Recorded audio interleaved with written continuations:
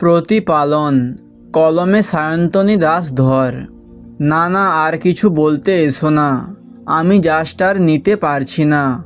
ও ভগবান, আমি এ কথা শোনার আগে মরে গেলাম না কেন? আমি আমি এ সংসারের প্রাইসলেস, একদম মূল্যহীন। দু হাতে নিজের মাথা চেপে ধরে পাগলের মতো দৌড়ে নিজের ঘরে ঢুকে সশব্দে দরজা বন্ধ করে দেয় পিয়া। সংহিতা ছুটে যায়।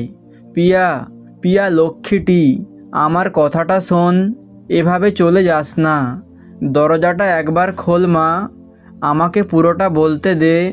বন্ধ দরজায় নিষ্ফল করাঘাত করতে করতে মেঝেতেই কাঁদতে কাঁদতে বসে পড়ে সে। অনুভব ধীরে ধীরে সংহিতার কাছে এসে ওর মাথায় হাত রাখে। সংহিতা অনুভবকে জড়িয়ে ধরে বলে, কি অপরাধ করেছিলাম আমরা, আজ এই দিন দেখতে হবে, এমনটি কি স্বপ্নেও কখনো ভেবেছিলাম? সব শেষ হয়ে গেল। এত বছরের তিলে তিলে গড়া আমার সংসার আজ এক লহমায় মিথ্যে হয়ে গেল। অঝরে কাঁদতে থাকে সংহিতা। কিচ্ছু হয়নি, সব কিছু একই আছে, শুধু এক প্রবল ঝড়ে একটু এলোমেলো হয়ে গিয়েছে। আমরা আবার সব গুছিয়ে নেব, তুমি দেখো। অনুভব দৃঢ়তার সাথে বলে ওঠে। সত্যি বলছো? সত্যি? বড় আশা নিয়ে সংহিতা অনুভবের মুখের দিকে চেয়ে থাকে। একটু সময় দাও পিয়াকে, একটু ওকে নিজেকে সামলানোর সময় দাও। আমাদের মেয়ে ও, এত সহজে সব কিছু নষ্ট হতে কিছুতেই দেবে না ও। কথাগুলো বলে হয়তো নিজেকেও বোঝাতে চায় অনুভব। অসহায় মানুষ দুটো একে অপরকে জড়িয়ে একটু ভরসার খোঁজ পেতে চায়। ওদিকে নিজের ঘরে নিজেকে বন্দি করে পিয়া মনের মধ্যে সৃষ্ট প্রবল ঝড়ে ভেঙে যায়, ভেসে যায়। এই কি শুনল আজ? বাবা আমার জন্য চকলেট এনেছ? আমার পিয়া কোথায়? খুঁজে পাচ্ছি না তো। এই চকলেট কে নেবে? আমার পিয়া সোনা মেয়ে, এমন মেয়ে আর কারোর ঘরে আছে নাকি? আমি তোমার সবচেয়ে ভালো মেয়ে মা। পিয়া আরেকটু খেয়ে নে মা, এত কম খেলে শরীর টিকবে? উফ মা, আমি মোটা হয়ে যাব তো। মা আজ বন্ধুরা আসবে, ফ্রাইড রাইস আর চিলি চিকেন বানাবে তো, সাথে ফিশ ফ্রাইও করে দেব। ও মা, you are the best mom. তোর যা ইচ্ছে, যত ইচ্ছে তুই পড়, খরচের কথা ভাবতে হবে না, টাকা পয়সার জন্য তোর পড়া আটকাবে না। কিন্তু বাবা, এর জন্য অনেক টাকা লাগবে। না না বাবা থাক, আমি দেখি অন্য কিছু ব্যবস্থা করা যায় কি না। তোমাকে একদম পাকামি করতে হবে না, তুমি খালি মন দিয়ে পড়ো, বাকি চিন্তা আমার। 21 বছরের ছোট ছোট ঘটনাগুলো ছবির মতো ভেসে উঠতে থাকে পিয়ার মনের পর্দায়। কই, কখনো তো মনে হয়নি সে এ বাড়ির কেউ নয়, এই পৃথিবীতে তার নিজের বলে কেউ নেই, এই জগতে তার কোনো মূল্য নেই, সে যে পরিচয়হীন। আবার কান্নায় ভেঙে পড়ে পিয়া। কী লাভ এই তুচ্ছ মূল্যহীন প্রাণকে বাঁচিয়ে রেখে? এই ভয়ানক সত্য জানার আগে তার মৃত্যু হলো না কেন?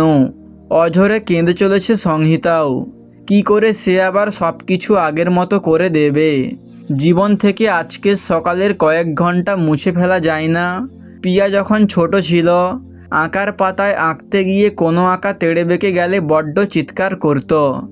সংহিতা তখন রাবার দিয়ে মুছে পেন্সিল বুলিয়ে আঁকাটাকে সুন্দর করে দিত। অমনি মেয়ের কান্না বন্ধ। সেভাবেই কি এবারও সব ঠিক করে দিতে পারবে না সংহিতা? জীবনের পাতা এমন কেন? অনাকাঙ্ক্ষিত বিষয়গুলো মুছে ফেলা যায় না। কি দরকার ছিল পিয়াকে ওই চরম সত্যটা জানানোর, যে সত্য সব কিছু এলোমেলো করে দেয়? তা না হয় আড়ালেই থেকে যেত, তাতে কার কি এসে যেত? আমি তো বলতেই চাইনি, তোমার জেদের জন্য আজ সব ভেঙে চুরমার হয়ে গেল। সংহিতা অভিযোগের আঙুল তোলে অনুভবের দিকে। প্রয়োজন ছিল সংহিতা, সবসময় জানবে, সত্যি কখনো চাপা থাকে না। এ হলো ছাইচাপা আগুন। আমাদের কাছ থেকে না জেনে যদি অন্য কারোর কাছ থেকে জানতো, সেটা কি ভালো হতো? আমরা গোপন করলেও জীবনের কোনো না কোনো মোড়ে পৌঁছে নিশ্চয়ই জানতো। না সংহিতা, আমরা ওকে সত্যিটা বলে কোনো অন্যায় করিনি, ওরও জানার প্রয়োজন ছিল। হ্যাঁ, ঝড় উঠেছে, আর সেই ঝড়ে পিয়া বেসামাল, কিন্তু ওকে আমি সামলাবো, তুমি চিন্তা করো না, দৃঢ় কণ্ঠে বলে অনুভব। কিন্তু ও যদি খারাপ কিছু ঘটিয়ে ফেলে, উহ, আর ভাবতে পারছি না আমি। দুহাতে মুখ ঢাকে সংহিতা। কখনো এমনটি করবে না পিয়া, আমি জানি। আমরা ওকে মানুষ করেছি সংহিতা, এত দুর্বল পলায়নী মনোবৃত্তি সম্পন্ন নয় ও। একটু সময় দাও ওকে, একটু একা থাকতে দাও ওকে। সংহিতাকে জড়িয়ে ধরে বলে অনুভব। সারাদিন কেটে গেছে, পিয়া এখনও দরজা খোলেনি। সন্ধ্যা ঘনিয়ে এলো। আজ এ বাড়িতে সন্ধ্যাবাতি দেওয়া হয়নি, শাঁখ বাজেনি, কেউ একটি খাবারের কণাও দাঁতে কাটেনি। সংহিতা এক মনে ঠাকুরের কাছে প্রার্থনা করছে, আবার আগের সেই হাসি খুশি দিনগুলো যেন ফিরে আসে। সারাদিনে বেশ কয়েকবার সে পিয়ার ঘরের দরজায় বৃথাই করাঘাত করেছে। পিয়া দরজা খোলেনি। না, আর পারছে না সংহিতা। আরও কিছু মুহূর্ত যদি এভাবে দমবন্ধ অবস্থায় কাটাতে হয়, সে মরেই যাবে। একদিনে একটা কথায় মেয়েটা এতটাই অচেনা আর পর হয়ে যেতে পারল। এত বছরের ভালোবাসা সব মিথ্যে হয়ে গেল। সংহিতা ও অনুভব দুজনেই এবার একসাথে পিয়ার ঘরের দরজায় করাঘাত করে। খুট করে দরজাটা খুলে যায়। আঁধার মাখা ঘরখানায় ক্লান্ত বিধ্বস্ত পিয়া বাইরের অন্ধকারে চেয়ে বসে রয়েছে। তার জীবনটাও যে আজ অমনই আঁধারময়, মনে মনে ভাবে পিয়া। সংহিতা পিয়াকে জড়িয়ে কান্নায় ভেঙে পড়ে। এত দূরে আমার থেকে সরে যাস না রে, আমার জীবনটা যে তোকে ঘিরেই। আমার কথা একবারও ভাববি না? আমি তো তোমাদের কেউ নয় গো। আমার জীবনটা বিরাট এক প্রশ্নচিহ্নের মুখোমুখি আজ, কিন্তু কোনো উত্তর নেই। সব হারানো সুর পিয়ার গলায়। কে বলেছে তুই যে আমাদের সব? তোকে ছাড়া আমরা অসম্পূর্ণ, তুই কি জানিস না? সংহিতা জোরে জোরে বলে ওঠে। অনুভব পিয়ার মাথায় হাত রাখে। পিয়া, ছোটবেলায় কত বায়না করতিস আমার কাছে গল্প শোনার জন্য। আয় মা, আজ এক গল্প শোনাই। দুটো মানুষ ভালোবেসে বিয়ে করেছিল। স্বপ্নের মতো কাটছিল ওদের জীবন। ওরা একে অপরকে ছেড়ে থাকতেই পারতো না। দুজনের মনে ছিল ভালোবাসার সমুদ্র। বেশ কয়েক বছর পর ওদের টনক নড়ল। তাদের সীমাহীন ভালোবাসা তো কোনো ছোট্ট প্রাণের সৃষ্টি করতে পারল না। তারপর নানা চিকিৎসা, সাধু সন্ন্যাসীর নিদান, কিন্তু কোনো কিছুই তাদের সংসারকে পূর্ণ করতে পারল না। হতাশায় মেয়েটি ভেঙে পড়ল।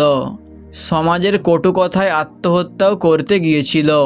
ছেলেটিও কিছুতেই তার স্ত্রীকে সামলাতে পারছিল না। এমন সময় এক অনাথাশ্রমের খোঁজ পেয়ে তারা দুজনে সেখানে গিয়ে এক ফুটফুটে বাচ্চাকে দত্তক নিল।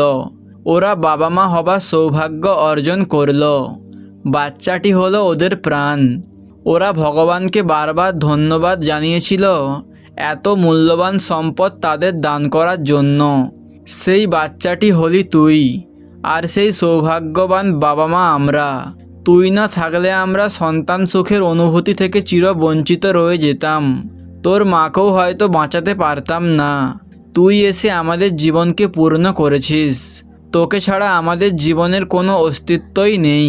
কে তোকে জন্ম দিল? এটা কি এতই গুরুত্বপূর্ণ প্রশ্ন? আমরা তোকে বুকে জড়িয়ে যে সন্তান সুখের অনুভূতি পেলাম, তুই আমাদের মধ্যেই যে বাবা মায়ের ভালোবাসা পেলি, এগুলো কি ওই প্রশ্নটাকে আজও নস্যাৎ করতে পারবে না? তোরাই তো আগামীর দূত। তোরাই তো পুরনো ধ্যান ধারণাকে ছুঁড়ে ফেলে দিবি। তোরাই তো বলবি জন্ম কোথায়? এটা একটা অবান্তর প্রশ্ন। তোরাই তো স্বীকৃতি দিবি আমাদের মতো অসহায় বাবা মায়েদের। আমাদের পাশে দাঁড়াবি, জোর গলায় বলবি তোর ওপর আমাদেরই অধিকার। তুই যে আমাদের জীবনে প্রাইসলেস, অমূল্য। আজ যদি তুইও ভেঙে পড়িস, আমাদের বাবা মা বলে স্বীকার না করিস, আমরা তো মরেই যাব রে মা। বাবার কথা শুনে ডুকরে কেঁদে ওঠে পিয়া। তিনজনেই একে অপরকে জড়িয়ে কাঁদতে থাকে অঝরে। চোখের জলের সাথে ধুয়ে যেতে থাকে সব দ্বিধাদ্বন্দ্ব।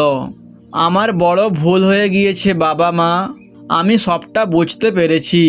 সত্যিকে স্বীকার করে জীবনযুদ্ধের জন্য প্রস্তুত আমি। ঝকঝকে মুখে বলে পিয়া। সংহিতা ও অনুভব বড় আনন্দ পায়। যে শিক্ষায় তারা সন্তান প্রতিপালন করেছে আজ তা সার্থক।